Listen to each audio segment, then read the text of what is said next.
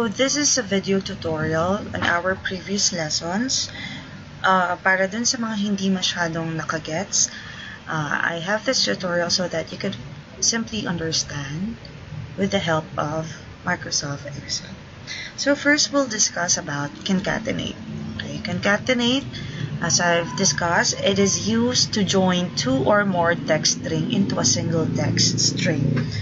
So here I have a sample table that contains last name, first name, and our column for the full name. Siyempre, kung kukunti lang yung mga data nyo, you could simply just type in the full name of the one that you need to join, no? Yung first name and the last name. So, pwede kong i-type lang yan. So, madali. Kasi, konti lang sila.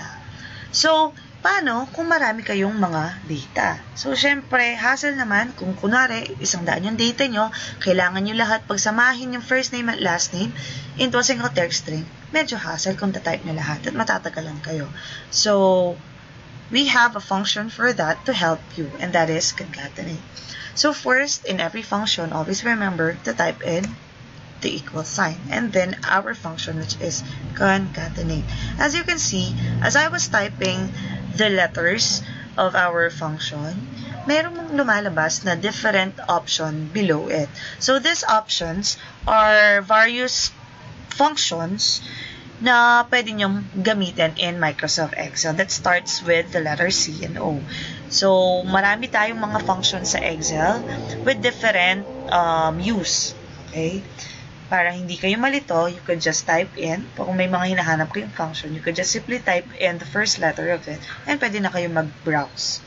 Okay, but since we're using concatenate, let's just continue, and kapag nakita niyo yung concatenate, you could click the option concatenate, or you could just press tab. But before that, as you can see, beside our function concatenate, meron siyang description.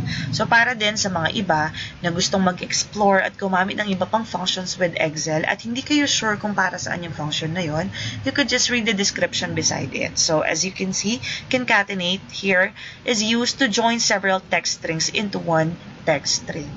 So, kapag alam nyo na yan, kunwari, i-try nyo yung iba, katong convert. So, makikita nyo, beside it, convert is used to convert number from one measurement system to another. Yan. Para sa mga nalilito dyan at gusto mag-try ng iba pang function, you could use this feature of Microsoft Excel. So, here, concatenate, I could just click it, or kung ayaw siya maklik, just press tab para automatic matype siya sa inyong cell. So, I was giving you syntax before kung paano isulat ang mga functions. But here in Microsoft Excel, meron siyang special feature whereas you can already see the syntax of functions. So, di na kayo malilito kung ano ba dapat nyong ilagay within the argument kasi nakasulat na rin naman dito. Okay?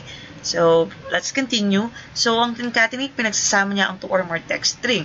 So, in this case, gusto kong pagsama si Panlilio and Jean in the format of a full name. So, gusto kong lumabas dyan ay Jean Panlilio. So, dapat nating una sa ating argument ay yung cell reference ni Jean, which is B2.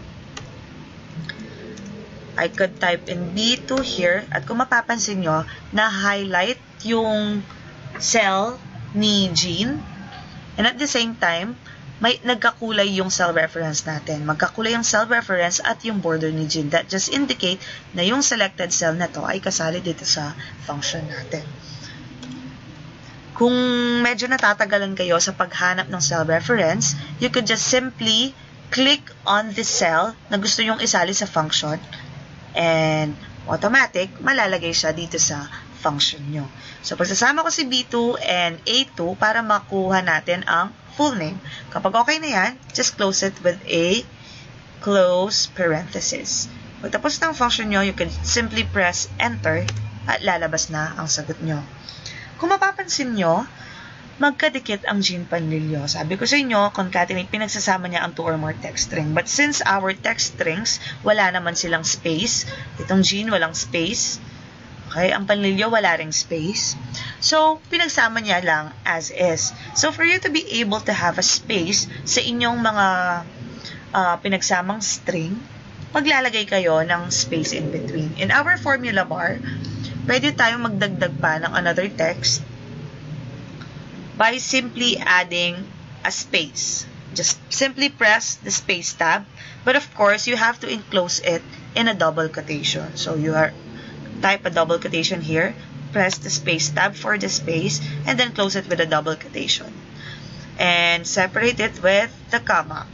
So, here is the first name, the Jean, our space, separated by comma, and then the last name. So, when you press enter, you will get your desired output, which is the full name of Jean Panlilyo. Okay? So, there's also an alternative in using, in joining text string. So, kung ayaw nyo gamitin yung function na concatenate, you could simply use the symbol ampersand. This is what we call the ampersand, or yung mas familiar kayo being used as an end sign. Okay? So, how do we use an ampersand? Always remember, every time that you're writing a formula, equation, or whatsoever that you would like to use in Microsoft Excel, always remember to put an equal sign. So, kapareho lang din ng, halos kapareho lang din ng format ng concatenate without the word or the function being used. So, how will I do that? So, kukunin ko, una, equal sign muna, and then i-click ko yung gusto kong pagsamahin na cell. So, in this case, dito tayo sa row 3, gusto kong pagsamahin si Carla at si Deb. So, i-click ko lang si Carla, and automatically, mapupunta siya dito sa formula natin. And then, instead of separating it with a comma, you could just simply type ampersand, and then, click on the second text, which is Deb, to complete our full name. And if you press enter, mapagsasama na natin si Carla at si Deb. So, same scenario dun sa concatenate natin. Hindi siya automatic na magkakaroon ng space. So, idadagdag natin ng space, again, using the double quotation and the space bar. So, add a double quotation here, press the space bar, another double quotation, and write or type down the ampersand.